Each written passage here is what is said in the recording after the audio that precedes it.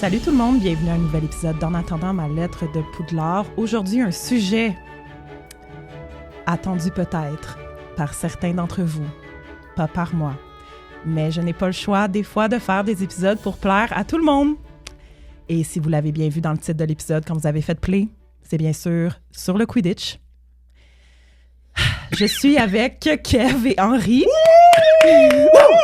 Je me suis étouffé.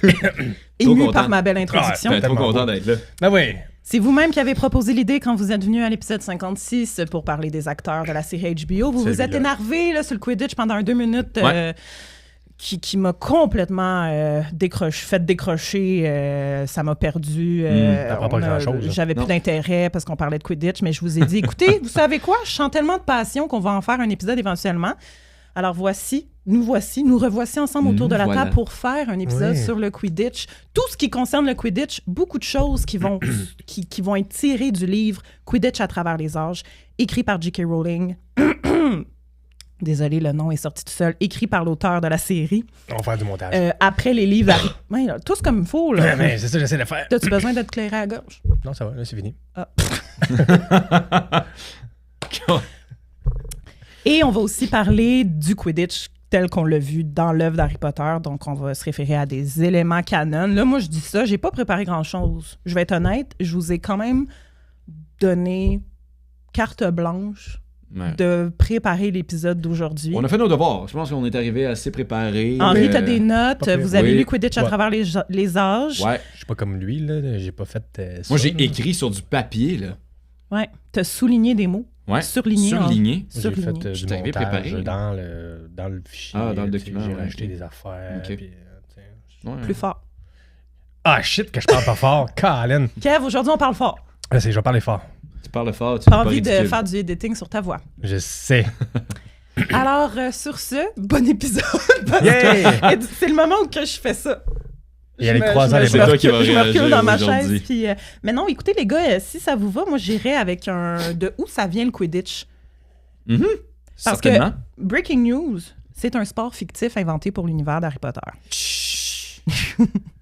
Mais dans l'histoire d'Harry Potter, puis ça, c'est le genre d'information qu'on a beaucoup dans Quidditch à travers les âges. L'existence du livre Quidditch à travers les âges, c'est pas un livre que j'aurais tant voulu, honnêtement. Quand J.K. Rowling a sorti ça, j'étais comme, ah bon, ben OK. Mais je pense qu'elle avait beaucoup imaginé justement tout le fonctionnement du sport, l'histoire du sport, des anecdotes en lien avec ce sport-là dans l'histoire du monde des sorciers, les règles, bien sûr, qu'on connaît, les 700 fautes possibles ou peu importe. Tu sais, elle avait tout ça dans sa tête, puis je pense qu'elle avait envie de faire ce petit livre-là on the side, puis ça nous a donné full d'infos additionnelles. Fait que je pense que si on n'avait pas ce livre-là, moi, je pense qu'il n'y aurait pas eu d'épisode là-dessus. Vous, clairement, d'avis contraire, parce que c'est vrai qu'on pourrait juste parler du Quidditch tel qu'on l'a vu dans les films puis dans les livres, mais bon. Alors bref, commençons par le commencement. Le commencement. Le début du Quidditch. Eh bien, il faut savoir que le Quidditch, c'est rien sans balai. Hein? C'est l'instrument principal qu'on utilise pour jouer au Quidditch. Donc, tout part de ça. Tout part des balais. Balais volants qui ont été inventés comme moyen de locomotion parce qu'avant, les sorciers, à part le transplanage ou se transformer en animagus pour devenir un animal volant, on n'avait pas d'autres moyens de transport autres que les moyens de transport moldus. Il y avait le tapis volant. Il y a eu le tapis volant Le aussi. tapis ouais. volant qu'on ne voit pas assez à mon goût dans Harry Potter parce que ça existe dans l'univers des sorciers. Ouais. Puis Ouais. genre, il n'y a pas un hostie de personnage dans 7 livres qui utilise un tapis volant. Ben, je c'est pense. parce que c'est plus populaire en Asie. C'est ça.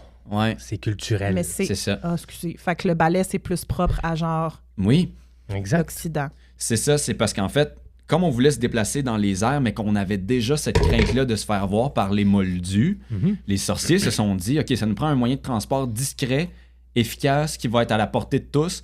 Quel objet dans la maison on peut utiliser que les moldus aussi vont avoir, qui est quand même ergonomique, qui a une forme un peu aérodynamique, qui va pouvoir bien se cacher dans la maison en cas d'une visite impromptue. Et c'est là que le choix s'est arrêté sur le balai. Le balai. Mhm. Qui servait à l'époque juste au Moyen-Âge, là on parle à peu près, qui servait juste à balayer la poussière. La poussière. La poussière. Ouais. Donc, c'est ça, c'était portatif, abordable, facile à cacher. On pouvait aussi le fabriquer soi-même, même si on en avait vraiment envie ou les connaissances, les moyens. Ouais. Donc, c'était vraiment à la portée de tous les sorciers. Et là, ben, on a décidé de les fabriquer des balais volants à la maison en premier, en leur jetant des sorts de lévitation, tout ça. Mais Ça allait finalement, pas vite, ça allait pas vite. ça allait pas très vite. Mais là, il y a des fabricants de balais qui ont commencé à exercer ça comme métier et à perfectionner leur technique de charme, d'ensorcellement pour les balais aussi, les rendant plus efficaces dans un contexte de transport. Fait que le Quidditch comme de la F1. Ouais. Plus ou moins. Disons que le rapport avec la F1 devient plus évident à certains moments. Ouais. T'as-tu rajouté quelque chose sur C'est la l'origine des meilleure balais? blague que j'ai trouvée, je m'excuse. C'est pas grave. C'est pas grave. L'effort est là. Non, Ouais. mais oui, c'est aussi banal que ça.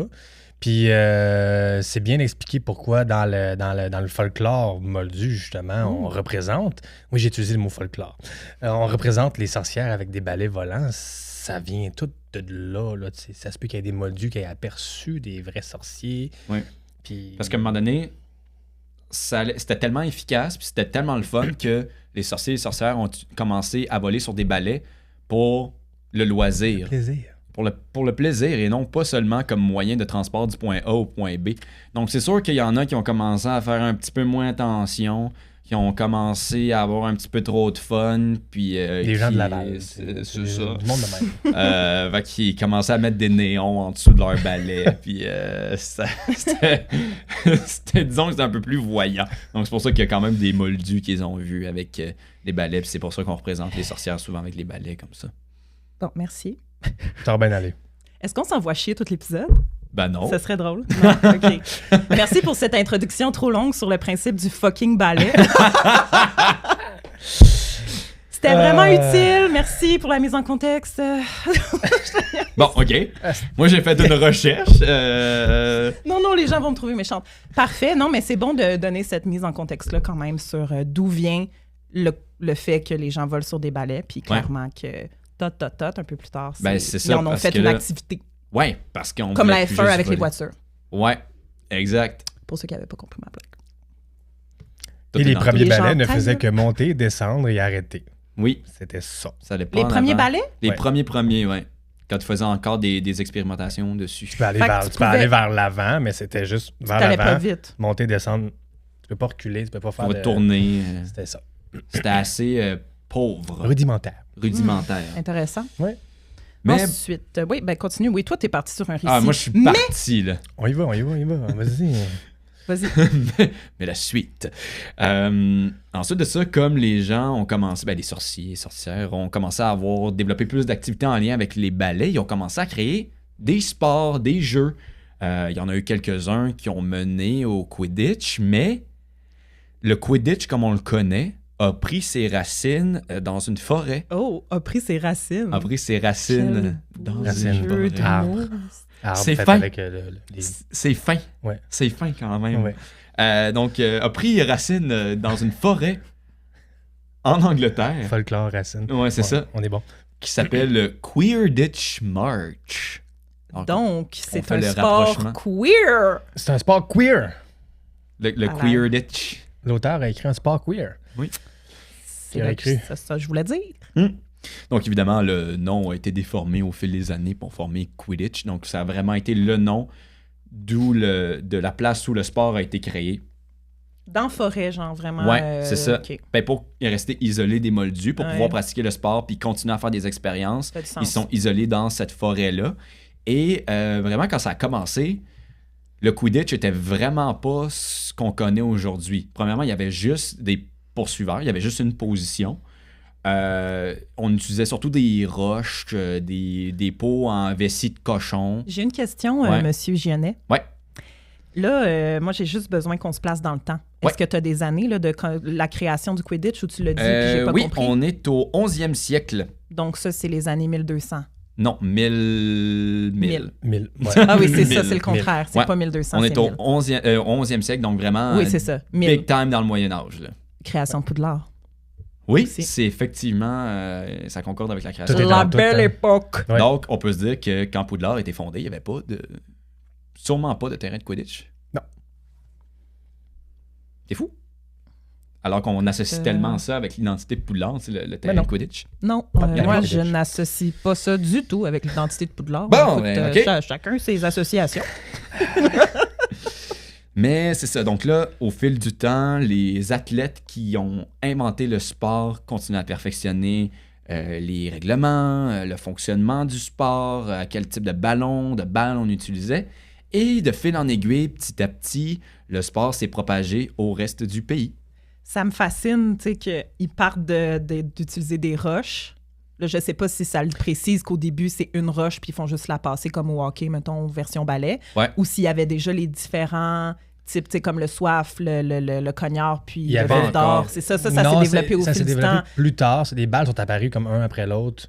Ouais. Mais c'est ça qui me Par fascine, étapes, tu sais, ouais. parce que une des grosses critiques, entre guillemets, du Quidditch, c'est genre de notre monde à nous, là, nous qui lit Harry Potter, Ouais. qui aime Harry Potter, c'est que c'est un sport bien compliqué, tu sais, que ça aurait pu être plus simple, là, tant qu'à inventer Ça un a sport pour vraiment l'univers. évolué. Ouais. Fait que moi, je me mets à la place des sorciers qui décident de développer quelque chose de complexe comme ça, tu sais, Il y avait des tonneaux, ceci dit. c'est amusant. C'était Oui. c'était pas des anneaux qu'il y avait, c'était des tonneaux. Des Effectivement. tonneaux vides? Des tonneaux Ouais, vides. pour faire les buts. Ben, il était creux. Ah ouais, puis- c'est ça, il est ouais. plus long, là. Ouais. La balle, Ouais. elle peut rester poignée dans le tonneau. Exact.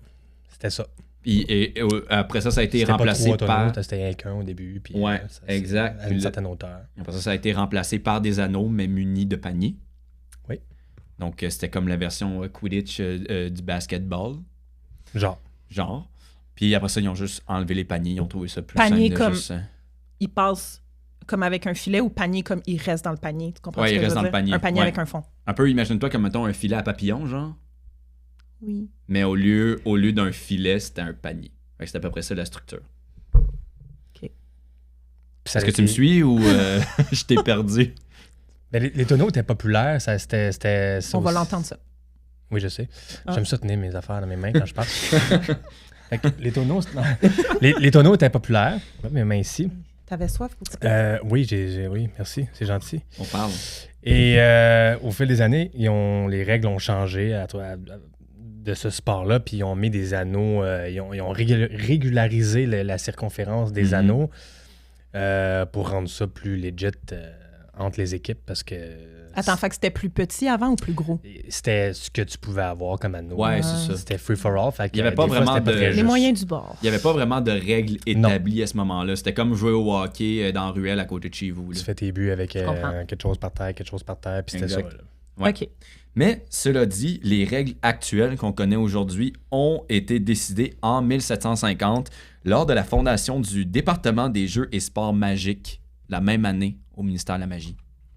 Mais on a dit tantôt que la première Coupe du Monde, c'était tantôt dans un autre épisode, puis on s'en est parlé off-cam. La première Coupe du Monde, c'était en 1473, puis là, tu viens de me dire que les règles ont été Les officialisées règles en actuelles. 1750. Ouais. Est-ce que tu as les détails des règles? Je commence à être investi, là. Je Ben, on commence- va y arriver. Il y a eu On des y Coupes arrive. du Monde, mais les règles n'étaient pas officialisées.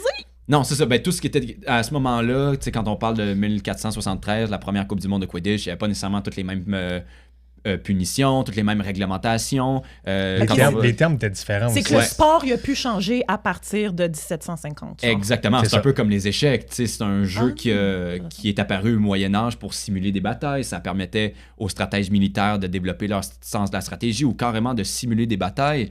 Mais le jeu d'échecs médiéval, c'est pas tout à fait le même que celui qu'on a aujourd'hui.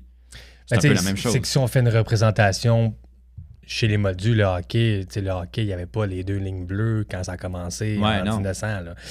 Ça a été rajouté après, puis maintenant les règles, c'est toujours changeant. C'est juste au Quidditch que maintenant ils ont arrêté, mais Parce que c'est ça- les ça sorciers, évolue. puis les sorciers à un moment donné sont écœurés avec changer leurs affaires, Conservateur.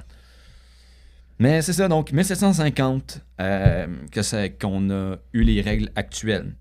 Bon, là, si on rentre vraiment dans le but du Quidditch, les règles plus précises, si on y va vraiment en format actuel, ben, le but du Quidditch, c'est simple, c'est marquer plus de points que son adversaire. Jusque-là, Easy peasy. je pense que ça va. Là. Je pense qu'on peut tous s'entendre là-dessus. Chaque équipe est composée de 7 joueurs et chaque joueur a un numéro qui identifie sa position. Ça, j'ai l'impression que ça a été comme cette dernière information, les numéros par joueur. J'ai l'impression que ça n'avait pas été ajouté dans les films, puis qu'elle l'a peut-être repris. Tu sais, parce que le 7, c'est justement pour les attrapeurs. Ouais. Le 6 pour le goaler, genre, je pense. On a le numéro. J'allais en parler plus quand on va parler des positions. Non, c'est correct, on peut en parler tantôt, mais c'était juste une parenthèse. J'ai l'impression que ça, c'était pas dans les livres du tout, là, que chacun a son numéro selon sa position. Disons que ça a été développé dans l'univers étendu. Puis dans les films, dans les livres. C'est comme si J.K. Rowling, là, elle a écrit Quidditch à travers les âges, puis elle a aimé ce concept-là, mais peut-être c'est elle qui l'avait approuvé pour le film. En tout cas, gars. Dans les livres, Harry en parle un peu, pas des numéros, mais il parle de la place qu'occupe l'attrapeur. Dans une photo, il se rend compte que Regulus Black était attrapeur parce qu'il était positionné à une certaine place dans la photo. Fait qu'on peut sous-entendre que peut-être, s'il y a ce principe-là pour les photos, il l'avait peut-être pour les chiffres déjà. C'est ça. OK. Le terrain. On a des mensurations de terrain. Oui. Le terrain est constitué d'un ovale de 500 pieds de long, de 80 pieds de large au centre. Donc, on s'entend, c'est un ovale. Surmonté de 2 trios d'anneaux montés sur des pôles érigés à 50 pieds dans les airs aux 2 extrémités du terrain. Puis évidemment, avec ça, on a des lignes qui sont au sol, qui permettent de déterminer le centre du terrain et les zones de but. Les zones de but, c'est là qu'il y a les 2 sets d'anneaux. Notamment dans les films, c'est les zones qui sont représentées par du sable. Oui. C'est vrai, il y a du sable. Il y a du sable. Mm-hmm. Olivier tombe. Ouais, ça fait partie du terrain. C'est vraiment la zone de but. La zone de but. Ouais. Puis est-ce qu'on le sait pourquoi il y a du sable juste là?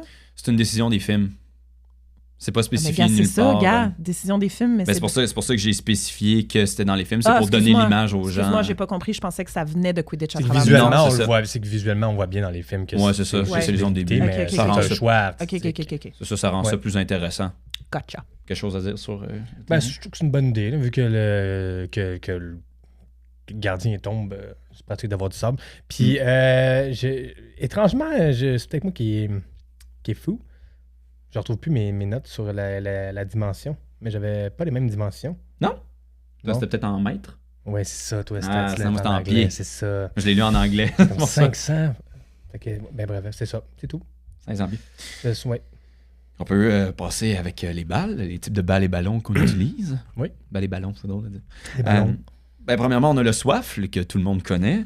C'est le ballon principal. Il sert à marquer des points. Chaque fois que le soifle est passé dans un but, l'équipe qui a attaqué gagne 10 points. 10 points. Incroyable. Yes, incroyable. Incroyable. Mais à quoi ça ressemblait le soifle au départ? De quoi, qu'est-ce que tu veux dire?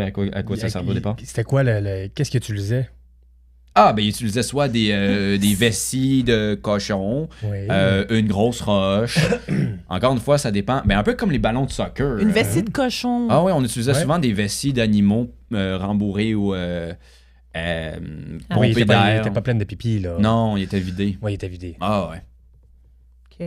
C'était fun, c'est ça qu'il y avait à la main, avant qu'on soit capable de faire des balles en cuir. Ah oui. OK. C'est ça pour tous les sports de balles. Même dans le monde moldu. Mm-hmm. Dans le vrai monde, on prenait des vessies? Oui, absolument. Ou d'autres organes utiles.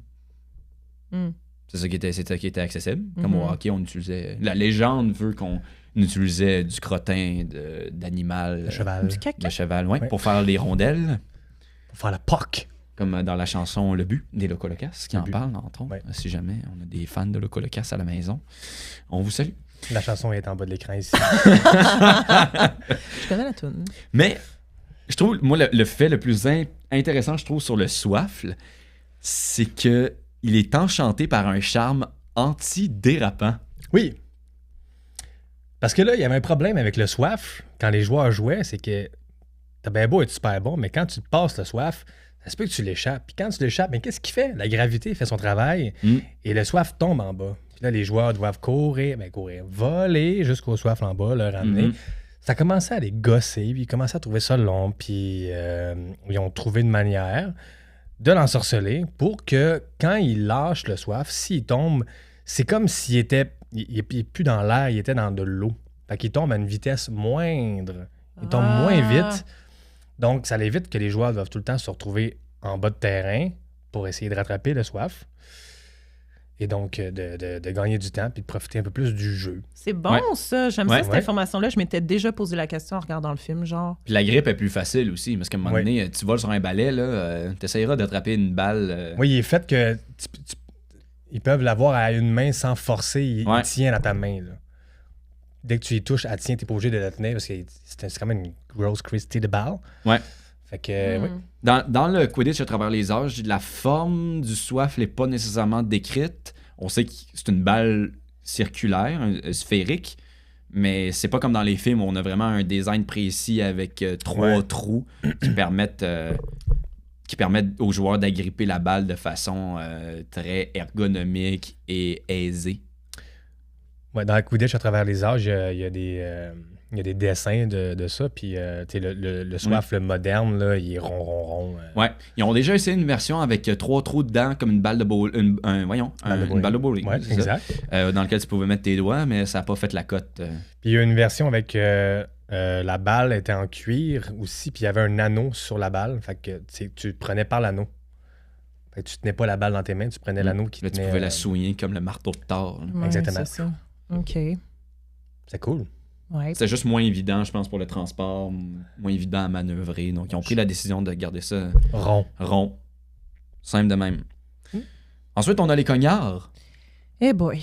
Qui s'appelait comment, les cognards, avant? C'est pas nécessaire au sport, si on s'entend, là. On peut les enlever. Ben oui, ça c'est très utile. Ça rajoute du spice, là. Même l'attrapeur, là, ça devrait juste être, ils se passent le soif, ils font des buts. Mais Puis attends, tu c'est vas le voir, premier à genre Oui, mais 200 C'est points. intéressant, C'est ça, l'attrapeur. oui. Attends, on y vient. Les cognards qui, fun fact, s'appelaient les cognes noirs avant, et non les cognards. Les cognes noirs. Les termes ont changé. Fait qu'on les connaît sous le nom de cognards, mais c'était cognes noirs. Les cognards, c'est donc 2 balles d'environ 10 pouces de diamètre. Faites de fer. De fer. C'est fucking solide. Maintenant, de fer, ouais. C'est fucking dur. Oui, autrefois de pierre, effectivement. Et elles sont enchantées pour voler sur le terrain. On s'en sert notamment pour assommer les joueurs de l'autre équipe. Pour les désavantager, pour éliminer des joueurs, pour semer la zizanie, quoi. Ben, c'est quand même très violent. Ça, c'est sûr, certain. Là. Ouais. Moi, à jouer au Quidditch, je ne triperais pas, mais ça fait que tu joues différemment ton jeu. Faut que tu checkes ton bac. Quand tu es l'attrapeur, c'est toi qui es le plus visé. Quand l'attrapeur est arrivé, ça a été le joueur le plus visé. C'est lui qui était le plus en danger avec les cognards. C'était lui. Fait que, puis comme tu as dit avant, c'était en pierre. Puis il arrivait des fois que ça cassait parce que c'était pas très solide. C'est une des raisons pourquoi ça a été changé de la pierre au fer, c'est qu'on frappait dessus. Parce que, évidemment, avec l'invention des cognards, le rôle de batteur est arrivé aussi. Mais la pierre, c'était pas assez durable. Donc on s'est dit, on va rendre ça plus dur, plus dangereux. Nice. Et évidemment, la 4e balle, celle qui est l'emblème ultime du Quidditch, celle que tout le monde connaît, c'est le vif d'or. Kevin, veux-tu nous raconter un petit peu L'oiseau. l'histoire Le du vif d'or, vif d'or? oui, mais c'était pas un vif d'or à l'époque. C'était oiseau. un oiseau. Puis c'était très... ça s'appelle le vivet, en fait. Le vivet doré. Ou le snidget en anglais. Le vivet doré. Puis c'est un animal qui a été un peu comme en voie de disparition, qui a été protégé à la fin parce que, évidemment, quand tu capturais l'oiseau, des fois, dans l'intensité des matchs, ben, tu le prenais dans ta main, puis tu l'écrasais, puis tu le tuais. Ce qui était Pas idéal. non, c'était pas cool, tu Non. sais. Puis, fait qu'il y a eu des réglementations là-dessus, puis ils ont dû empêcher qu'on utilise les vivets. Mhm. Donc là, il y a quelqu'un qui a dû essayer de trouver une manière de reproduire un objet magique qui avait les mêmes capacités de vol, de vitesse. Et il y a un homme qui l'a fait, là, le vif d'or tel qu'on le connaît, avec les 2 petites ailes. Ça parle pas du fait qu'à l'intérieur, on peut cacher des affaires. Là, Non, ça parle pas de pratique, ça. là, qui va être utile à Harry plus tard, mais oui, c'était le vivet avant. Oui, donc c'est ça, le vif d'or a été inventé par un sorcier qui s'appelle Bowman Wright de Godric's Hollow. Donc, définitivement, dans ce village-là, il en poussait du monde brillant. Moi, j'irais ouvrir En un musée des 1884. célébrités du village. De À Godric's Godric's Hollow. Hollow. Ouais, définitivement. Puis pour vous donner un petit peu l'idée plus précise, là, le vif d'or, c'est à peu près de la taille d'une noix de Grenoble. Ça vole à toute vitesse sur le terrain. On compare vraiment sa vitesse à la vitesse de l'éclair. Là. Ça va vraiment très, très vite. Lorsqu'il est attrapé, il donne 150 points à l'équipe qui l'attrape et met fin à la partie. Je sais que ça, c'est une question que tout le monde s'est toujours posée. Pourquoi 150 points? Il me semble que c'est vraiment trop comme nombre de points. Ah, il y a une raison. Il y a une raison. Puis ils ont dû faire des calculs pour savoir en moyenne combien de temps ça prend à l'attrapeur de trouver le vif d'or. Puis en moyenne, les équipes sont rendues à combien de points. Fait combien de points il faut que ça donne pour assurer une quasi-victoire à l'équipe de l'attrapeur qui a attrapé le vif d'or? C'est un bon guess. Mais non. Mais c'est pas ça. C'est une anecdote historique. Oui. Parce que, comme on disait tantôt, le vivet doré était un animal qui était chassé pour le sport, qui était extrêmement... ce sport-là, la chasse au vivet, était extrêmement valorisé chez les sorciers, un peu comme attraper une mouche avec des baguettes dans Karate Kid. Là. Celui qui était capable d'attraper un vivet doré était capable de tout faire. Donc, en 1269, le chef du Conseil des sorciers, donc ça, c'était avant qu'il y ait le ministre de la magie, on appelait ça le chef du Conseil sorcier, est arrivé à une partie de Quidditch et a offert 150 galions pour le joueur qui allait réussir à attraper un vivet doré que le chef a lâché sur le terrain. Pendant le match. Ouais. Fait que qu'est-ce que les joueurs ont fait? Ils ont arrêté de jouer puis ils ont essayé d'attraper le vivet doré. Puis c'est... Après, ils ont décidé d'intégrer ça au jeu pour que quelqu'un à chaque game vole après un petit oiseau doré-ish. C'est ça, c'est devenu une tradition. Puis là, excuse-moi, je te fais peut-être répéter, j'ai pas compris. Fait qu'à partir du moment où un attrapeur puis le vif d'or est intégré dans le sport du Quidditch, au début, c'était l'oiseau. Oui, exact. Qui était utilisé dans des vrais games. Ouais, c'est ça. Mais c'est parce que l'oiseau, il peut partir, là. Non, il était repoussé. Non, vas-y, je pense que tu allais y aller. Là, je vais te ben, laisser c'est que raconter. oui. C'était pas une question. On peut penser que l'oiseau va juste coalisser son camp, s'en aller. Mais non. Les spectateurs... coalisser son camp. Les spectateurs, eux autres, ils participaient au match. Il y avait toutes des baguettes. Ils repoussaient l'oiseau s'il s'en venait vers eux autres pour l'empêcher de sortir du terrain. Ouais, c'est vraiment cruel. C'est vraiment cruel. Oui, c'est pas Pauvre correct. petit oiseau, Ben oui. Seigneur. Fait que Comme si l'oiseau c'était essayait de s'en vraiment aller. Non, il n'existe pas pour vrai.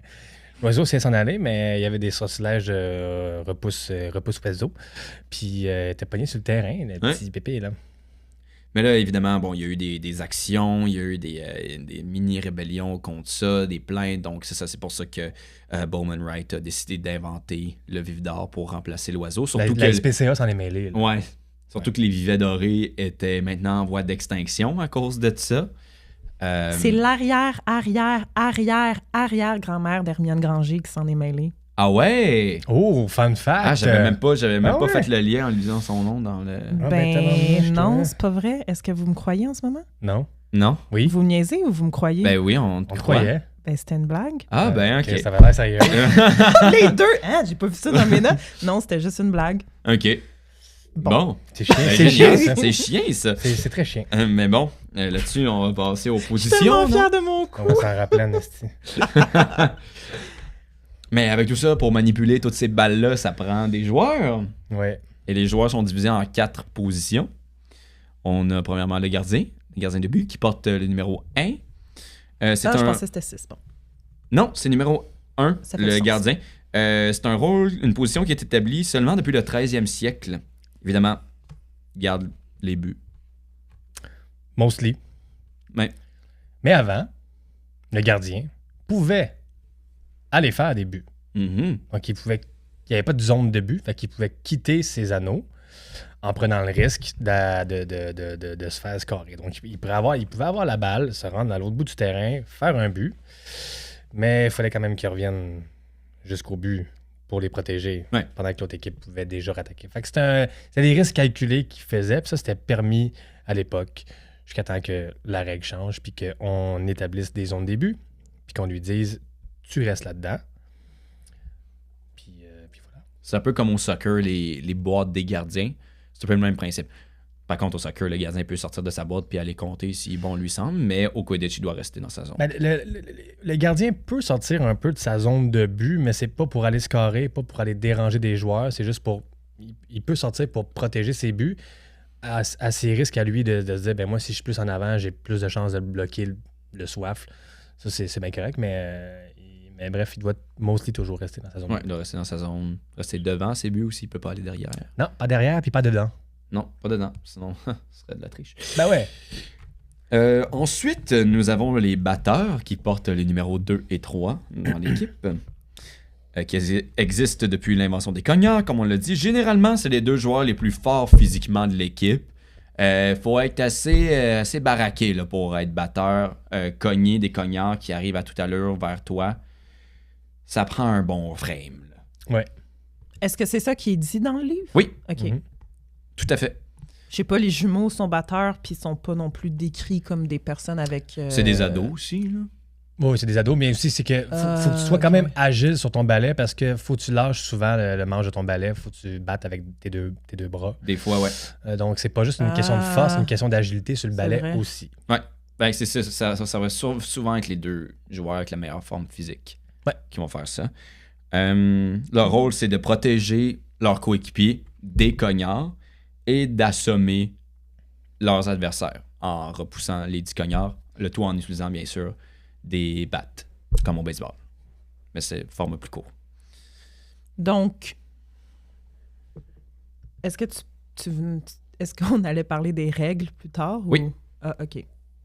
Mais t'avais-tu une question par rapport à ça? Ben oui, par rapport à ça, mais comme à quel point c'est quoi qui est pas permis avec les cognards? Si, mettons, t'assommes quelqu'un de l'autre équipe, il tombe puis il est out of the game, là, est-ce que tu as une pénalité ou non? Parce que tu avais ça le droit. fait partie du jeu. Puis l'autre équipe a un joueur de moins pour le reste de la game. Ouais, fait que ça, exactement. Ça, Pas de c'est joueur qui permis. se rajoute. Ouais. Fait qu'est-ce que ce serait une bonne stratégie pour une équipe d'essayer de faire tomber tous les joueurs de l'autre équipe? Ou là, la game finit pas quand même tant que l'attrapeur n'a pas le vif d'or?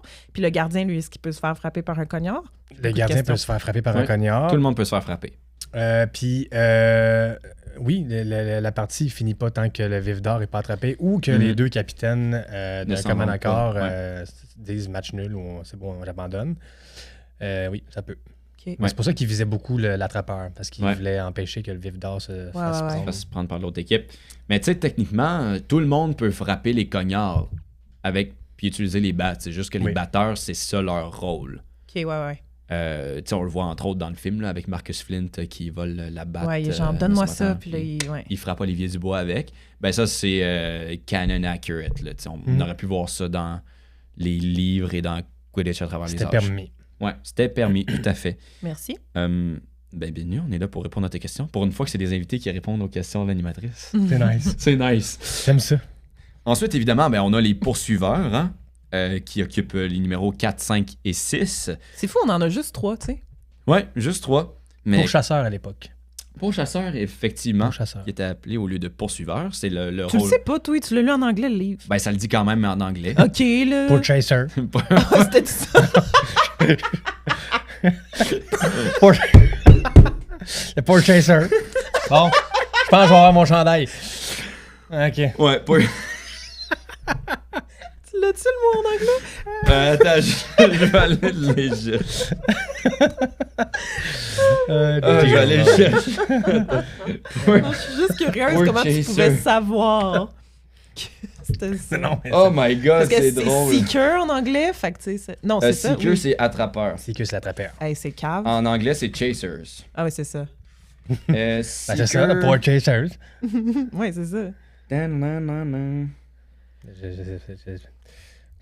Ouais, c'était chasers. La même chose. Non, attends, j'ai checké Seeker, c'est pour ça. Attends un peu. Ah, ben non, ça le dit pas en anglais. Non. Bon, ben, À moins que je lise C'était mal, dès le là. début, là. On va le trouver. C'est ok, ça. Continue, je vais le trouver. Parfait. Donc, leur rôle aux poursuiveurs, ce qu'ils font, c'est qu'ils se lancent le soifle et les font passer à travers l'un des 3 cercles là-bas. C'est dans le film. C'est dans le film pour ceux qui ont... OK. Donc, leur but, c'est de se passer... C'est dans le film pour ceux qui l'ont écouté. Ceux qui l'ont pas écouté. Non, j'ai dit pour ceux qui ont compris la référence. ok. C'est ça que je voulais dire. Donc, leur but, c'est de se passer le soifle et de marquer des points en passant le soifle dans les anneaux de l'équipe adverse. Règle intéressante qui a été seulement établie avec les règles actuelles En 1750. en 1750, évidemment. Il y a juste le poursuiveur qui est muni du soifle qui peut entrer dans la zone des buts pour marquer. Donc, il n'y a pas d'histoire d'un poursuiveur, il peut saigner dans la zone de but adverse puis ça faire attendre qu'il y ait une passe. C'est un peu comme le principe des hors-jeux au soccer puis au hockey. Il faut que le poursuiveur avec le ballon monte avec pour aller marquer un but. Donc, tous les jeux de passe puis tout ça, sinon, ça doit se faire pour le avant gardien, la ça zone. devenait trop difficile. Il pouvait avoir 3 joueurs, un devant chaque but, puis les 3 s'installent, puis ils se le passent. Il n'y avait aucune manière d'arrêter le soif. Faut que si tu as le soif, tu es la seule personne qui peut rentrer dans la zone des buts, sinon tu as une pénalité. Ouais, il y avait aussi des mouvements, un petit peu des stratégies un peu douteuses dans ce style-là, comme mettons l'attaque, je me souviens plus comment ça s'appelait, mais c'était une stratégie d'attaque où les 3 poursuiveurs se cachaient l'un derrière l'autre, puis avançaient en formation linéaire, puis ils savaient pas lequel des 3 avait le soif. Donc là, les 3 pénétraient dans la zone des buts, puis là, ils s'écartaient tous, puis c'est celui, évidemment, qui avait le soif qui allait marquer, mais ça devenait un peu trop déroutant, là. C'était un petit peu trop facile de faire des stratégies efficaces au niveau de l'offensive. Chapter 3, dans ton cas, puis c'est ici, là. Ah oui? Oui, pour chasseur. Je l'ai mis en vert. Ben, moi, il n'est pas en vert dans C'est mon... après la lettre de Olaf. Ah oui, ok. Ah oui, c'est les catchers Catcher. en anglais. Oui, effectivement. Catcher. C'est mieux Ah. que pour Mais Glazers. catcher, c'était même pas pour attrapeur. Là, Non. là, tabarnak. Non. Catcher. Hey. Parlant d'attrapeur, on y vient. Le numéro 7, Ah, number 7. seven. The Seeker, l'attrapeur. C'est le poste le plus important parce que littéralement, toute la pression du match repose sur ses épaules. C'est le genre de corps arrière de l'équipe de Quidditch. C'est le plus agile, c'est le plus rapide et, comme on l'a répété plusieurs fois, c'est le plus susceptible de se faire fauter ou blesser parce que c'est le joueur le plus important. Ouais, c'est pour ça que Victor Krum, il a la Magané. dégaine qu'il a. Il était un peu magané. Ouais. Il l'a eu rough. Il l'a eu rough à cause de ça. Par de ça, les autres règles à respecter. Donc, les règles suivantes ont été établies par le département des Jeux et Sports magiques lors de sa fondation en 1750. Aucune restriction n'est imposée à l'altitude que peut atteindre un joueur durant un match. En revanche, il lui est interdit de dépasser les limites du terrain. Si l'un des joueurs franchit ces limites, son équipe doit aussitôt donner le soif au camp adverse. Tu veux utiliser la deuxième? Oui, bien sûr. Le time-out est autorisé. C'est souvent donné par le capitaine à l'arbitre parce qu'au Quidditch, il n'y a pas de coach. C'est les capitaines qui s'occupent de l'entraînement puis qui sont vraiment les chefs d'équipe. Et c'est le seul moment où les joueurs sont autorisés à toucher le sol pendant les parties de Quidditch. Donc, à moins qu'ils tombent de leur balai, évidemment. Mais sinon, c'est... Il n'y a pas de coach dans les ligues professionnelles. Pas de ce qu'on a lu, non. Non, il n'y a pas non. Genre les canons de Chudley, là. Non. On n'a pas lu d'informations comme quoi il y avait des coachs. C'est Tout ce qu'on sait, c'est les capitaines qui décident tout. Moi, je suis le capitaine site, puis je décide qu'il y a des coachs dans les ligues professionnelles. Ah, Quidditch. ouais, OK. Tu vois, il y a du monde qui ont décidé des affaires de même aussi, puis ça a donné Curse Child. Bon! Oh, yeah! Burn! Cassé! Qu'est-ce que tu veux dire? Non, ça, c'était une flèche à qui, là? Pas à moi. Ben, aux auteurs de Ok, Curse c'est ça, Child. c'est ça. Parce Toi, que mais l'histoire t'aimes est pas bonne. Curse Child. Ok, Oui, non, t'aimes pour pas. le show, mais j'aime t'aimes pas l'histoire. Ok, Oui, c'est mais bon, non, parfait, on c'est- Le s'en show parle. est exceptionnel, Oui, mais pas oui, l'histoire. oui, exact. Anyway, revenons au sujet principal. Les tirs de pénalité sont autorisés, souvent dans le cas d'une pénalité, bien sûr. Ah, mais t'as peu un fun fact intéressant. Le temps mort peut atteindre 2 heures Oui, c'est vrai. si le jeu a duré plus de 12 heures. Fait qu'il peut y avoir des temps morts de 2 heures, donc les joueurs se reposent. Ok, une pause, là. Genre Ouais. de pause. Fait que t'as le temps en masse d'aller te chercher un hot dog ou ta bière au beurre. Chou, puis toute la bière ouais. au beurre. Puis si une des deux équipes revient pas sur le terrain à l'issue des 2 heures, elle est aussitôt disqualifiée. Ouais. Peux-tu nous parler un petit peu des tirs de pénalité pendant que t'es rendu là? Oui. Donc l'arbitre, qui est la seule personne qui peut imposer des tirs de pénalité à l'encontre de l'une des équipes. Le poursuiveur qui tire le pénalité devra voler depuis le cercle central vers la surface de but. Le cercle central, on n'a pas parlé dans le terrain, mais ça a 60 cm. C'est vraiment pas gros. C'est tout petit. C'est tout petit. Dans le film, il est vraiment représenté comme Ouais. un bon anneau. là, Mais non, c'est tout petit. Tout petit. Tous les joueurs, autres que le gardien de l'équipe adverse, doivent se tenir à l'écart pendant le tir du pénalité. Fait que ça ressemble un peu à ce qu'on fait avec Au les... soccer, au football. Ben, au soccer, ils se mettent en avant. Au hockey, ouais. Au hockey. C'est ça. Exact. Règle numéro 4, on n'a pas le droit d'agripper n'importe quelle partie du corps d'un adversaire. Donc, il y a des histoires de Tirage de cheveux, là. puis tirage de cheveux. C'est non. C'est interdit, c'est passible d'une pénalité. Mais le Quidditch, c'est un peu comme le water polo. Hein? C'est malgré qu'il y a des interdictions, ça le fait pareil, puis c'est rough. C'est rough. En cas de blessure, il n'y aura pas de joueur remplaçant. L'équipe poursuivra le match sans le joueur manquant. Donc ça, si tu perds un joueur, 2 joueurs, 3 joueurs, tant pis pas de toi. Ouais, exact. C'est comme dans le jeu Blades of Steel sur Nintendo. Si tu perds ton combat, c'est toi qui es out. C'est un peu le même principe, mais là, t'es out pour le reste de la game. Shout out aux gens qui ont compris cette référence-là. Kev, clairement, les capotait. Contre toute attente, les baguettes sont autorisées sur le terrain. Ça, c'est pas vrai. Ils peuvent pas l'utiliser. Non. C'est en cas d'urgence? Ouais, mettons que t'as un détraqueur là, qui vient t'attaquer. Ouais. Tu peux l'utiliser. C'est surtout, c'était une protection anti-moldu aussi, des fois, si jamais il arrivait quelque chose. Ou... Si jamais il arrive un moldu? Oui, ben ils peuvent peut-être se cacher, whatever. Ouais, ou t'es jamais à l'abri d'un partisan un petit peu trop furieux là, qui t'envoie une marmite par la tête. Tu peux te défendre s'il arrive un problème. Fait que oui, ils peuvent garder leurs baguettes, mais ils peuvent pas les utiliser. Dans le contexte de la partie. Ouais. C'est fun, hein? Et un match de Quidditch prend fin lorsque le Vividor est attrapé ou par consentement mutuel des capitaines des 2 équipes. Mais ça, on en a déjà parlé. Mais oui. C'était les 7 règles de base de 7 règles. Quelle belle adon que ce soit 7.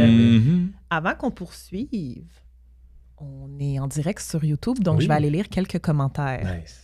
Alors, on a Émilie qui dit « Harry doit survivre jusqu'au bout pour vaincre Voldemort. Also Dumbledore. Ben oui, Harry, vas-y jouer au Quidditch avec les cognards. » Ouais. Surtout que c'est le joueur, comme vous dites, qui est le plus Dumbledore, le plus target. il n'a pas fait des bons choix tout le temps. Non, on le sait. En référence à mon musée à Godric's Hollow, on me dit que je devrais appeler ça le Godric's Hollow Hall of Fame. Le Godric's Hall of Fame. Ouais. Hall of c'est Fame. bon, ça. Quand même. Ah oui, c'est bon. Ouais. Godric's Hall of Fame. Hall of Fame. Hall of Fame. C'est bon. Hall of Fame. Yo, c'est fucking bon. Je veux que le village existe pour que je le fasse pour vrai. Godric's Hall of Fame. Hall of Fame. Ça doit venir avec un mandat, en tout cas. Que c'est bon. Ben attends, ça se peut peut-être, Maggie, si tu nous écoutes, peut-être avoir un section à sorcière et magie de Godric's Hall of Fame. C'est vrai ça, puis elle pourrait mettre genre des images de sorciers connus qui ont été à Godric's Hollow. Ouais. Là, un petit mur de portrait, là. Ouais. Un Hall of Fame. Malade. Asti. Bon, ben merci. Merci Steve, je sais que c'est toi qui as Patent commenté ça. Je trouvais ça cool qu'une ancêtre d'Hermione a fait quoi au Quidditch. Oh non! Puis juste après, on a Aussi, Kathleen qui dit « Il y a du matériel pour une fanfiction sur une ancêtre d'Hermione qui sauve les oiseaux. » Ouais. Et on a une question d'Émilie. Ce que je me demande, c'est si les règles sont différentes pour les matchs de Quidditch à l'école versus Quidditch professionnel. Non. Tu sais, mettons, à Poudlard, une game pourrait pas durer des semaines. Oui. Ça n'a pas de différence. Ah, bon. Mais il a déjà été expliqué dans les livres que certains joueurs pouvaient se relayer. Il peut y avoir comme une deuxième équipe qui Dans embarque. le cas que ça arrive à l'école. Là. Ouais. Pour que Il les n'y a autres pas de puissent se backup team, reposer. là, as we know. Non, mais il pourrait prendre n'importe qui. Il pourrait prendre Zachariah Smith, puis il pourrait aller... Hermione, on a besoin de toi, ça serait cher. Shit. Ouais, Si elle joue comme dans Hermione, Lego, c'est pas là. piloter de son balai. Là. Ouais, c'est ça. Bon, c'était ça pour les commentaires YouTube. Donc là, on est rendu où? Aux fautes. Les 700 fautes? Les 700 fautes. C'est pas 642 ou quelque chose de Non, même? 700. 700. C'est 700 piles? 700 piles. Oui. Pour le numéro 1. Oui, puis en plus, elles ont toutes été produites pendant la première finale de la Coupe du Monde de Quidditch en 1473. 700. Ce qui est weird, par exemple, c'est que la liste complète des fautes du Quidditch n'est pas publique. Non. Il y a juste les arbitres qui la connaissent, puis une coupe de contact. Fait que les joueurs peuvent être surpris, genre, ah, je viens de faire une faute, puis je savais pas que ça pouvait être une faute. Absolument. Exact. Ouais. Ils en connaissent mostly une bonne dizaine Ben oui, qui c'est sont ça, clairs, là. mais Tu sais, des adeptes de Quidditch comme Ron, là, ils commencent à comprendre c'est quoi les fautes. Là. C'est ça. c'est ça. OK, intéressant, j'aime bien. Ensuite, ben, au... Mais là, attends, je suis juste curieuse. Ça se peut pas. Non, mais ça se peut pas que les 700 fautes soient écrites dans le Quidditch à travers les âges. Non. Justement, c'est un peu l'excuse qu'elle a trouvée. Genre, c'est juste les arbitres qui les connaissent. Ouais. Ben oui, On peut pas mettre ça dans le livre. Ouais. OK, je comprends. Définitivement. bien pensé. Ensuite, ben là, au Quidditch, un peu comme au hockey, on a des coups, des feintes, des figures célèbres. Donc, j'en ai listé quelques-unes. La feinte de Gretzky. Donc, la feinte de Wronski, C'est ça. qu'on voit entre autres dans Harry Potter et la Coupe de Feu, à la finale de la Coupe du Monde de Quidditch exécutée par Victor Krum. Donc, c'est une feinte où l'attrapeur d'une des deux équipes feigne d'avoir vu le vif d'or. Il va donc plonger vers le sol. Ouais, il va piquer vers le sol à grande vitesse en espérant que l'attrapeur de l'autre équipe va mordre à l'hameçon et va piquer aussi. L'attrapeur original qui a commencé la feinte va se redresser à la dernière seconde en espérant que l'autre attrapeur s'écrase sur le sol, lui faisant perdre énormément de temps à ce moment-là. Donc ça, c'est la feinte de Wronski. On a aussi l'étoile de mer et le bâton. Un joueur se retourne sous son balai en extendant tous ses membres pour soit attraper le soif, intercepter un quoi sur son balai?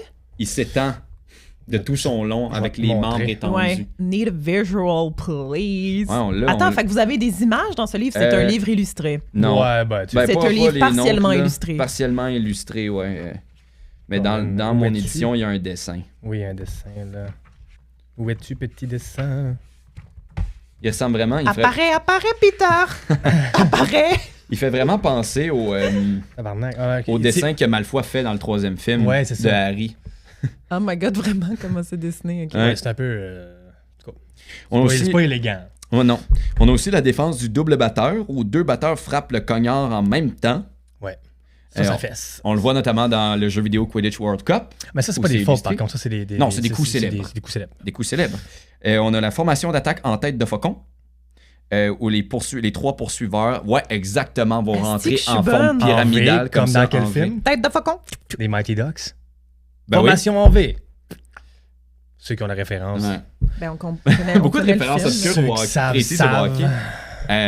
On les voit faire aussi des Serpentards dans Harry Potter et et à l'école des sorciers. Ils font tête de faucon. Ouais. Dans la chambre des secrets aussi, dans les deux. On va les voir faire ça. Serpentard dans les deux cas. Oui. On a aussi, finalement, la dernière que je vais nommer, c'est le stratagème de Porskov, nommé après la poursuiveuse russe Petrova Porskov. Ça consiste, c'est un poursuiveur qui monte en flèche vers le haut avant de laisser tomber le soifle en passe vers le dessous pour qu'un de ses coéquipiers vienne l'attraper. Donc, son espoir, c'est que les membres de l'autre équipe la suivent en hauteur, puis là, ils soient Mais là, pris selon piège. ce que tu as dit tantôt, elle tombe pas vite, là. Non. Mais il faut... Les joueurs se communiquent ça. Tout est prévu, je comprends. Et ça aussi, c'est une passe qu'on peut faire notamment dans le jeu vidéo Quidditch World Cup.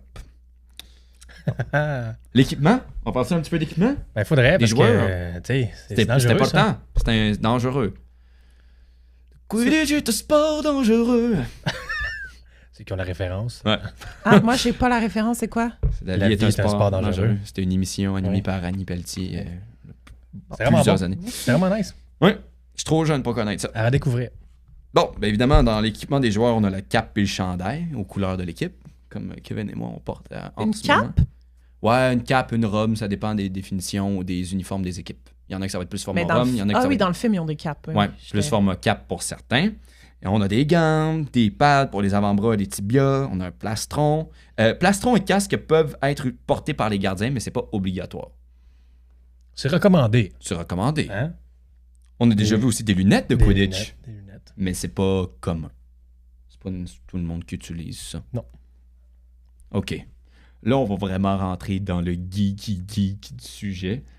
On va parler des balais. Oui. Okay? Parce que, comme on l'a dit au début, c'est quand même l'élément maître du Quidditch, c'est les balais.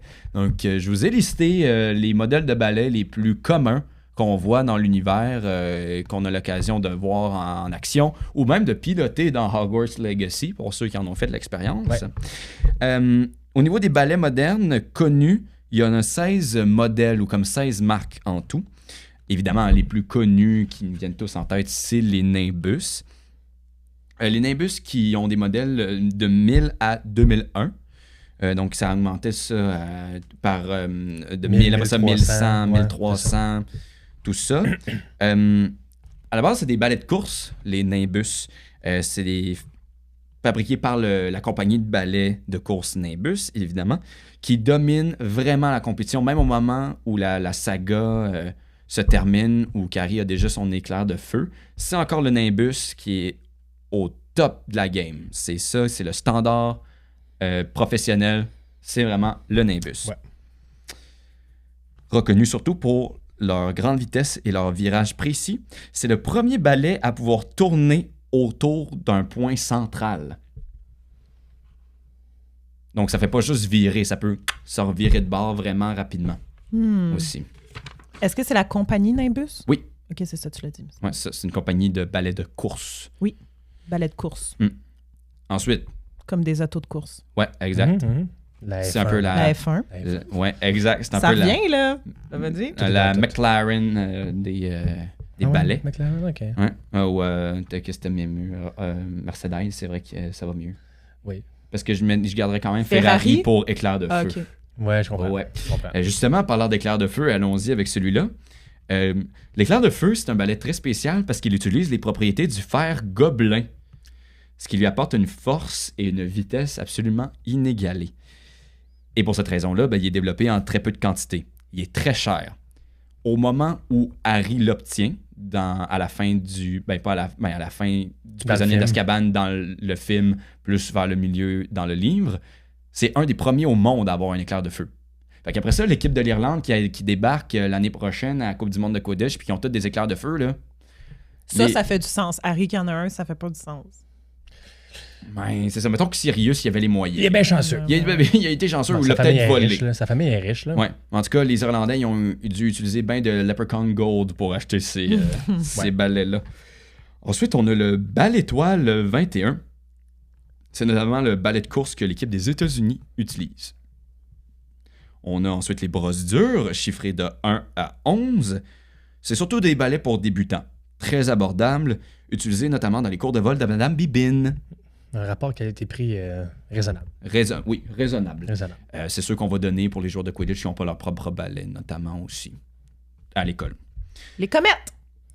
Non, ça, c'est les brosses dures. Non, je sais, là, je pensais que c'était le prochain. Ben, on peut parler des comètes tout de suite, si tu veux.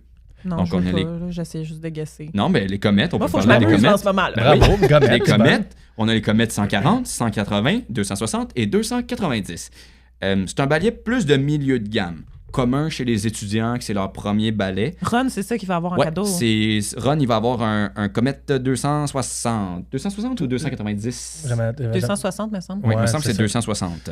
Donc, c'est encore pas le modèle le plus récent, mais c'est quand même un bon modèle pour Il est content, premier là, balai. c'est Ben ça. oui. Là. Parce que lui, sinon, il y avait un brosse dur avant prêté par l'école. Ouais, là. c'est ça, c'est vraiment pas... c'est quand même pas un balai sur lequel cracher. Shawshank, elle avait une comète, me semble aussi. Oui, effectivement. On a aussi la flèche d'argent, c'est l'ancêtre des éclairs de feu. On avait une vitesse de pointe avec la flèche d'argent de 70 000 à l'heure. C'était le plus rapide de la fin du 19e siècle. Est-ce qu'on sait c'est qui la compagnie qui a fait Éclair de feu puis Éclair d'argent?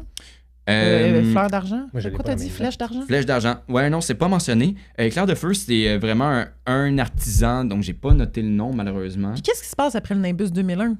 Ça continue, là. Mais on n'en entend plus parler. Il était pas écrit dans le livre? Y a-tu un Mais Nimbus en fait, toutes ces 2002? informations-là que j'ai trouvées 2000, sur les balais, c'est pas dans le livre. Oh, shit. C'est plus... Ben, il y en a un peu. Mais j'ai surtout trouvé ça sur Wiki Fur Fandom. Pottermore et Ah, ok. Wiki Fandom. Ouais. Brosse dure, c'est Bob, Bill et Barnaby Allerton qui ont fondé la compagnie des balais Brosse dure. Mhm. Pour le comète, c'est Randolph Keach et Basil Horton qui ont joué dans l'équipe des Falmouth Falcons. Falmouth Falcons. Fang, fang. Falcon. Hall Fait of que- Fame.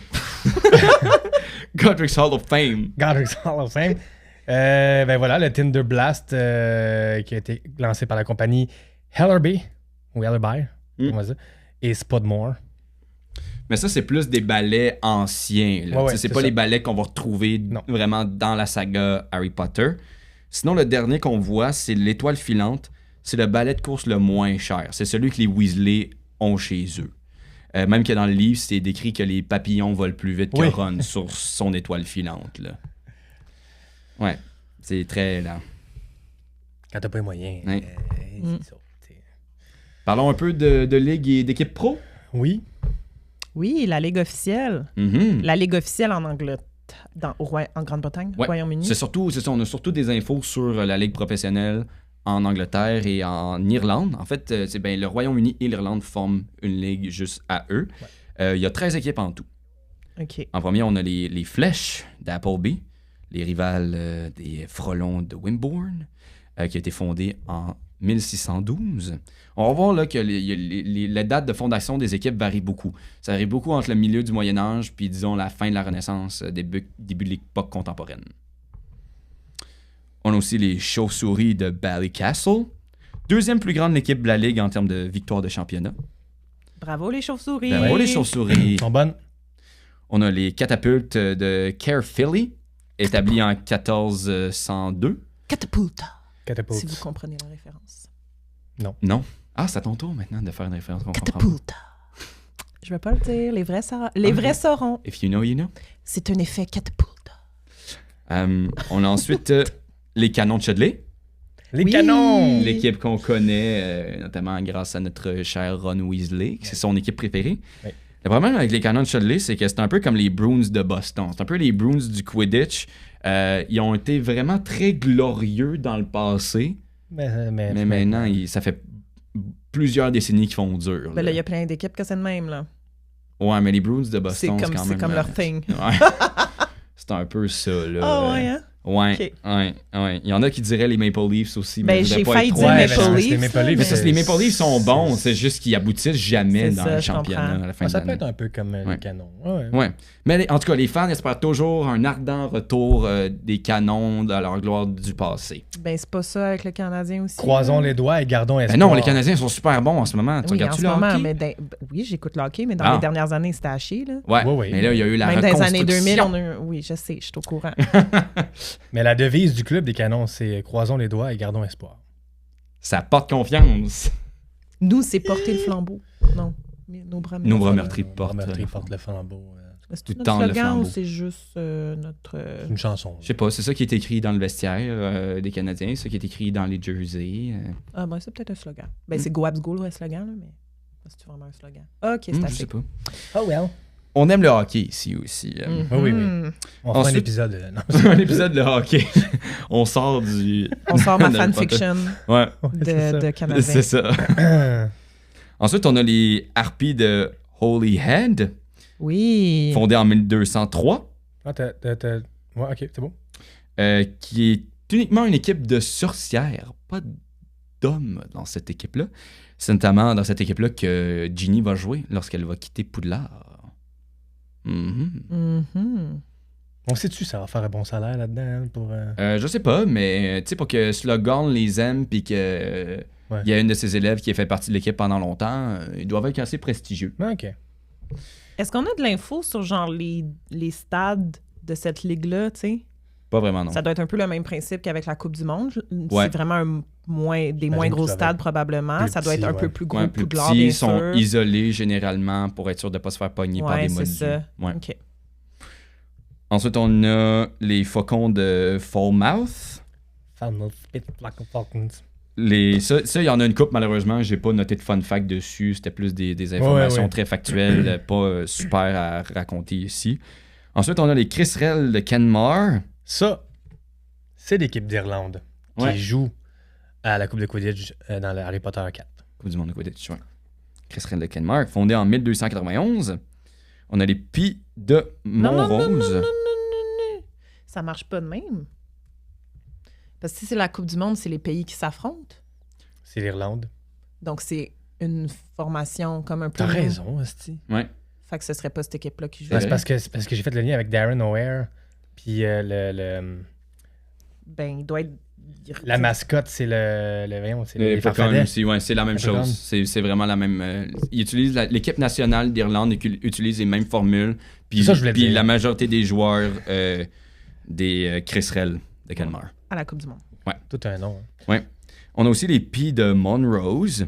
Les Qui- Pies, Les Pies, ouais. P-E comme l'oiseau. Ouais, comme l'oiseau. C'est mieux en anglais, les Magpies. Les Magpies, Ouais. ouais. Qui est l'équipe qui a remporté le plus de championnats. Donc, c'est les Ah. Canadiens de Montréal. Combien? Donc, Combien déjà? 32 32 championnats. En première place, puis en deuxième place, on a les chauves-souris. Ouais, exactement. Bonne mémoire. Mhm. Donc, Battle Bats. l'équivalent de l'équipe de la NNH qui a gagné le plus de Coupes Stanley après nous, c'est-à-dire les... Je crois que c'est mon les Dieu. Maple Leafs avec 13. À moins que je dise des J'allais bêtises. dire Maple Leafs. Ou c'est-tu les Red Wings? Ouais, j'allais dire aussi les Wings. Puis Boston, j'allais dire aussi. En tout cas, pendant que... Ben, c'est une des Boston sont Original proches, là. Six, là. Oui, c'est une des Original Six. Mais... Peut-être Chicago. Pas Chicago. Non, pas Chicago, il n'y en a pas tant que ça. Pendant que Kevin Google ça, je vais passer le reste des équipes. On a l'Orgueil de Portree. L'Orgueil. L'Orgueil, ouais. En The anglais? Pride of Portree. Ah, OK. Établi en The 1292. Oui, Traduit à Orgueil. oui. On a le Puddlemere United. Établi en Ah, ça, j'aime ça. 1163. United. J'aime ça quand il y a United. Ouais, ça va être très soccer, très anglais. Oui, c'est ça. Ça fait, qui est la plus vieille équipe de la Ça Ligue. fait football. Ça fait football. Ça fait Ted Lasso. On a les Tornades de Tuchil, fondés en 1520. Les Vagabonds de Wingtown en 1422. Et finalement, les Frelons de Wimbarn, fondés en 1312. Comme on disait tantôt, les rivales des Flèches d'Appleby. Merci beaucoup. Ensuite, le sport, tu sais, comme on dit tantôt, ça a été inventé en Angleterre, puis c'est là que ça s'est développé en premier. Mais ça s'est étendu au reste de l'Europe au cours du 14e siècle. C'est pour ça que finalement, il y a eu la première Coupe du monde de Quidditch en 1473. On appelait ça la Coupe du monde, mais c'est un peu comme les séries mondiales au baseball. C'était pas vraiment une Coupe du monde, c'était une Coupe d'Europe. Ouais, c'est ça. Des pays d'Europe qui s'affrontaient. Exactement. Puis on appelait ça la Coupe du monde. Ben, c'est correct. Ouais. Mais finalement, il y a eu deux entités qui se sont séparées. Il y a eu la Coupe du monde et ensuite la Coupe d'Europe qui a été établie en 1652 parce que le Quidditch est devenu vraiment international au cours du 17e siècle. Avais-tu quelque chose à rajouter là-dessus? Non. T'as pas trouvé mon équipe? Non, ben non. Je trouvais ça plate d'être juste sur mon cellulaire. Ouais, je comprends. La blonde, c'est désolée. pas contente.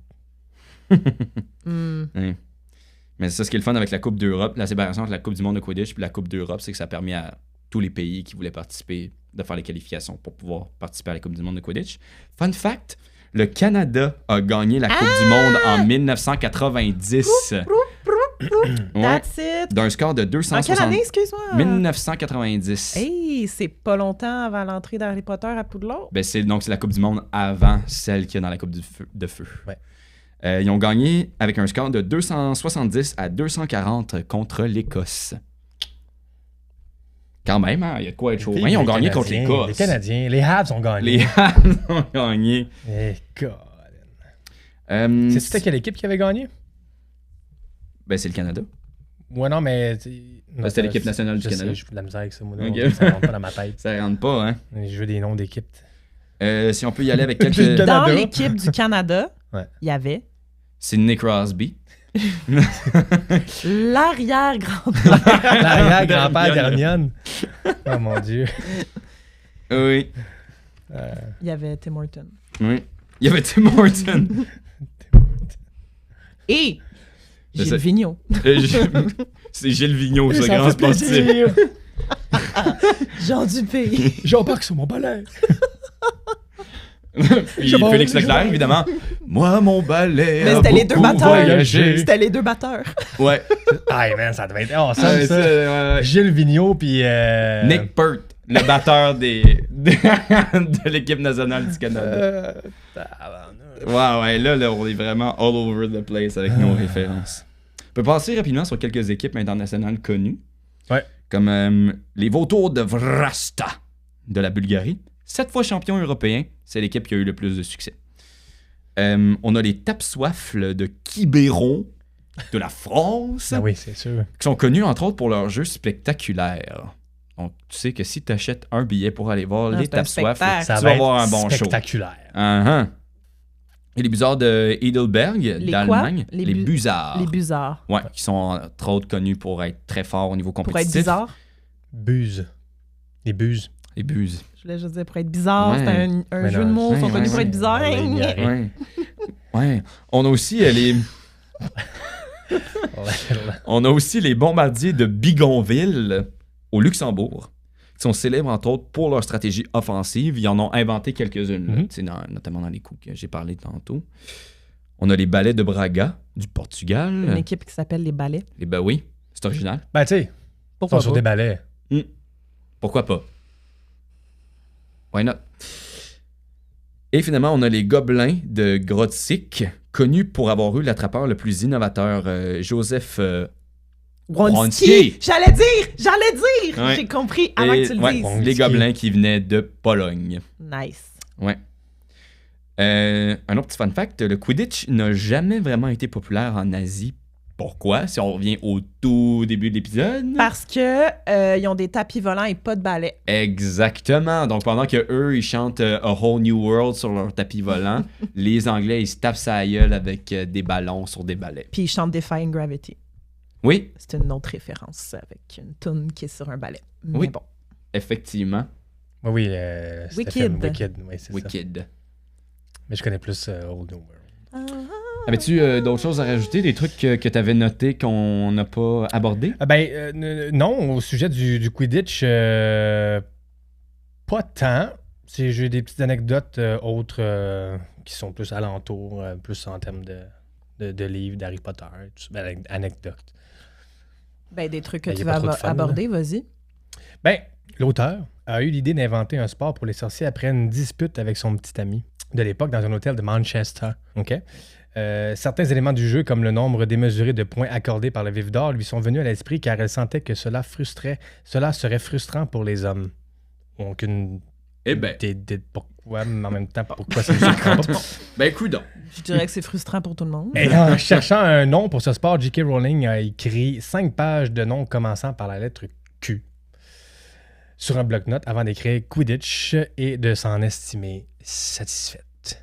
Quand on se transporte plus dans l'univers des livres de Harry Potter, on entend parler beaucoup que Harry, c'est un excellent attrapeur, qui a comme tout gagné, mais c'est pas tant ça quand on fait le calcul total des victoires qu'il y a eu. À l'année 1, il n'a pas gagné la coupe parce qu'il n'a pas joué le dernier match parce qu'il a préféré faire fondre la face à Quirrell avec ses mains. Il était malade. Fait que...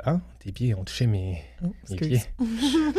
À l'année 2, là, c'est pas vraiment de sa faute, mais à l'année 2, ils ont annulé la saison parce que il y avait La chambre des secrets. La chambre des secrets. Le monde se faisait pétrifier.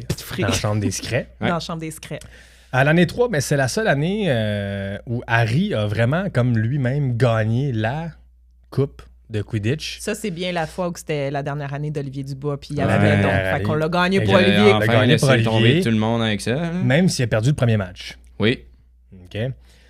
Année 5, il a joué... Année 4, c'est juste qu'il n'y en Il n'y a a pas à rien eu, cause c'est du ça, tournoi. à cause du tournoi. Année 5, il a joué un match.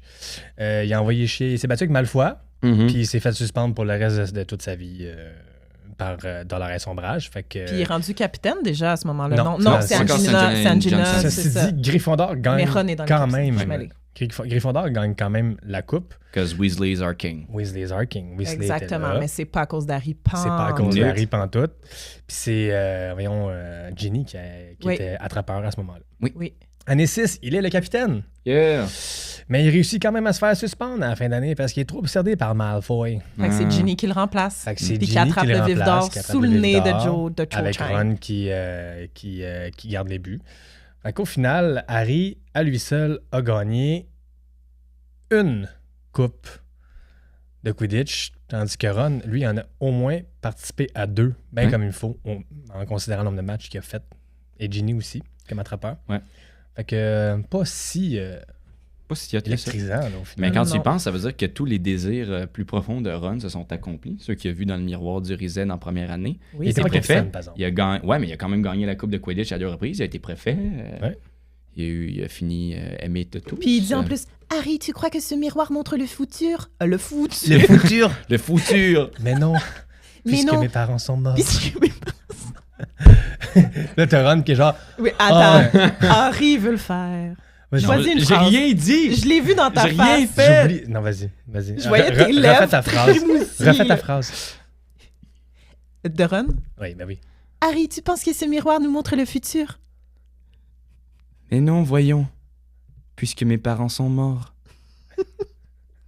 Ah, Ah. c'est vrai. De toute l'année. Et aujourd'hui, le Quidditch, c'est non seulement un sport qui perdure dans l'univers magique, mais dans l'univers moldu aussi. Dans notre vraie vie à nous, le Quidditch peut être pratiqué sous le nom de quadball, cela dit, Depuis 2005. depuis 2005. Oui, que les premières associations Avais-tu de sont là. l'information là-dessus? Ben, si tu veux y aller... Ben, tu peux y aller. Non, non, vas-y fort. vas-y, j'insiste, on insiste.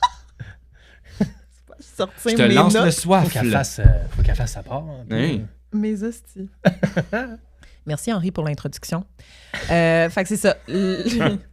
Les fans d'Harry Potter ont tellement apprécié le Quidditch et son existence dans l'œuvre d'Harry Potter qu'ils ont décidé de trouver un moyen de l'adapter dans notre vrai monde à nous, sans magie. Alors, à partir de 2005, c'est là que c'est apparu, en fait, au Middlebury College aux États-Unis, et on appelait ça Muggle Quidditch. Vraiment, donc, tu sais, version moldue du Quidditch, pas de magie. Puis ça a été vraiment rapidement populaire à travers les campus collégiaux aux États-Unis. Donc là, tranquillement, c'était de voir aussi comment on établit des règles officielles, des positions, un terrain, comment on fait pour avoir un balai entre les jambes pour quand même conserver l'esprit de base du jeu, même si on peut pas voler sur des balais, c'est de pouvoir C'est comme, plate. faire tout comme, sinon on se passe une balle puis ça ressemble à d'autres sports, ben du monde moldu. Puis aussi de voir comment on pouvait créer le vif d'or, tu sais. Fait qu'il y a un vif d'or humain qui est un coureur vêtu de jaune avec une balle à attraper comme au-dessus des fesses, là. Ouais. Comme attaché ou je sais pas quoi, là. Comme tu joues au foulard un peu. Là. Ouais, fait que ça a été comme les premières étapes, là, vraiment, pour rendre ça plus comme officiel. Puis ensuite, il y a eu une organisation officielle, là, donc une ligue et une fédération vers la fin des années 2000, donc The International Quidditch Association, devenue depuis International Quadball Association. Le nom a été changé suite à la controverse entourant l'auteur. Donc, on n'utilise plus le mot Quidditch dans la ligue officielle actuellement. C'est encore un sport qui est pratiqué. Donc, on a même une équipe à Montréal, ou peut-être qu'elle n'est plus là en ce moment, mais à McGill, il y avait une équipe. OK. Mhm. Ouais. Il y a eu des coupes nationales, donc US Quidditch Cup, European Games. C'est ça, il y a eu des coupes du monde, là. Puis il y a eu des centaines d'équipes, fait que c'est soit des équipes par école surtout, ou juste comme locales même, juste des plus petites ligues. Puis c'est ça, c'est en 2022 que le nom a changé pour Quadball. Et c'est un sport mixte. C'est en gros comme, au final, un mélange de rugby, dodgeball et handball. Il y a plus de 40 pays dans lesquels le sport peut être joué. Quand même. Quand même. Et c'est ça. Écrivez-nous en commentaire si vous avez déjà joué ou si vous jouez au quadball. On a envie de vous entendre. Ouais, je serais curieuse parce que, tu sais, peut-être qu'il y en a d'entre vous qui ont joué à l'école, juste comme, tu sais, un prof de gym fucking into. Moi, j'avais joué vraiment avec les curieux. scouts. Ah, avec les scouts, ouais? Ouais, j'avais joué avec les scouts, sauf que le vif d'or, c'était pas un humain. C'était les chefs scouts, là, ils étaient 5-6, puis ils se mettaient autour de nous pendant qu'on jouait, puis il y avait une balle rebondissante, puis ils s'envoyaient la balle rebondissante, puis l'attrapeur devait l'intercepter. Fait que c'était une belle manière d'avoir un petit vif d'or. C'était quand même très cool, j'ai bien aimé ça. On avait des balais entre les jambes. Là. C'est ça. J'ai plus de détails sur les balles. Dans le fond, le soif, c'est une balle de volleyball. Les cognards, c'est des balles de dodgeball. Ça, je pense que c'est des ballons un peu plus durs même. Ouais. Fait que quand tu lances le cognard sur un joueur, ça va le geler. Puis Ok. ils doivent retourner à leur base. Ils doivent avoir des bases. Là, puis là, peut-être que tu dois passer un certain temps sur ta base avant de retourner. Fait que j'aime ça quand même, le principe de... Oui, il faut que tu sois pénalisé quand même, Ouais. là, parce que Ben sinon, tu fais juste Puis le recevoir vif la balle d'or, d'en c'est une face. balle de tennis dans une chaussette fixée à la ceinture d'un coureur vêtu de jaune OK. qui peut courir partout sur le terrain. Le Ok. coureur, il est neutre, j'imagine. Il faut qu'il soit... C'est ça, exactement. Il est Ouais. neutre. Il ne peut pas avoir une préférence pour une équipe, là. Non, mais Imagine, il y a aussi l'association des vifs d'or. On a besoin d'un vif d'or à la game de 3 heures aujourd'hui. Donc, le vif d'or n'arrive pas avant la 17e minute du match. OK, pour permettre... Ouais, Ouais, parce c'est- que je pense Ouais. que tu peux rapidement attraper quelqu'un. Là. Ben oui. Oui. Intéressant. Et les attrapeurs peuvent donc alors tenter de le capturer. C'est vrai Puis que ça va être plus compliqué qu'un le- balai entre les jambes. Le match finit quand le vif d'or est attrapé. Puis tu gagnes juste 30 points supplémentaires si tu as attrapé le vif d'or. Non, pas 150. Fait que Intéressant. c'est vraiment, il faut que tu fasses des buts, là. C'est important. Ouais. Moi, je serais down pour organiser un match de Quidditch. Ben écoute, fais-le. Tu préfères le vif d'or? Non, moi, tout ce que je vais faire, c'est la promo de ton événement. On va organiser ça. On va organiser ça. Ben les Ouais, gars, gagne. faites-le pour vrai. Dans le cours Ouais. chez nous. Non, je sais pas quoi. Alors, si vous êtes à l'écoute, si ça vous tenterait qu'on organise un match amical de Quidditch en 2 équipes là, qui s'affrontent. On fait ça au stade Percival Molson à McGill. Regarde, on va faire 2 équipes. T'es le capitaine d'une équipe, je suis le capitaine d'une autre équipe. Puis on choisit les gens. C'est bien ingrat. On... Non, on va va piger. reparler du système. Finalement, je vais être impliqué un peu plus pour être sûr que ça fasse du sens. Là. Est-ce que vous aviez autre chose ou ça fait déjà le tour? Non, moi, ça fait pas mal le tour de ce que j'avais. Des informations que je trouvais pertinentes à partager aujourd'hui. Il y a plus d'informations dans le livre, ceci dit. Ça explique un peu plus en détail d'où le sport est parti, comment ils jouaient à l'époque avec les paniers, avec des paniers en feu. Ils jouaient il y avait des règles différentes. C'est intéressant. Allez le lire quand même, ce livre-là. Il vous amène vraiment un peu plus loin dans C'est excellent. Et je vous annonce. Ben, il y a une annonce. J'ai dit ce que j'avais à dire sur l'auteur. Ouais. Mais dernièrement, j'ai commencé à faire des livres audio sur Patreon, puis c'est pour pouvoir offrir gratuitement, entre guillemets, parce que quand même, le Patreon est payant, mais avoir accès à ce que l'auteur a écrit, mais comme en audiobook. Mais bref, ce que je veux dire, c'est que j'ai Quidditch à travers les âges en EPUB. Fait que je vais le dropper sur Patreon en EPUB et en PDF pour les gens qui n'ont pas de liseuse. Donc, vous allez avoir, les membres Patreon, accès gratuit, encore entre guillemets. Là. Donc, pas besoin d'acheter le livre. Vous allez pouvoir le lire gratuitement. Je refais des guillemets. Je t'ai bien amené ça.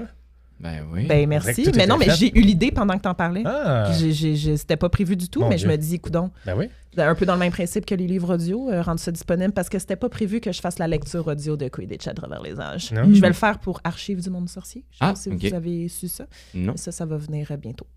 Mais sinon, je tiens à mentionner que ceux qui veulent l'avoir en version physique comme moi j'ai ici, Ben, il est beau. ça vient il y a plusieurs coffrets parce que le Quidditch à travers les âges fait partie de la collection de la bibliothèque de Poudlard avec les animaux fantastiques et les contes de Beedle le Barn.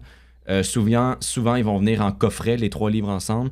Et sachez que lorsque vous achetez un exemplaire d'un de ces 3 livres-là, il y a une partie de l'argent que vous payez qui s'en va à la fondation Lumos. C'est la qui fondation aide, de J.K. Rowling pour les enfants. Certes, c'est la fondation de J.K. Rowling, mais ça aide des enfants. C'est une bonne fondation. Bon, fait que finalement, toi, tu dis de l'acheter, puis moi, je le dis de pas l'acheter. Mais en passant, les livres audio que j'ai faits, c'est d'ailleurs les contes de Beedle le Bard, un à la fois. C'est des lectures non commentées. C'est vraiment juste une lecture intégrale. Sauf pour les commentaires d'Albus Dumbledore. Oui, mais ça fait partie de l'œuvre.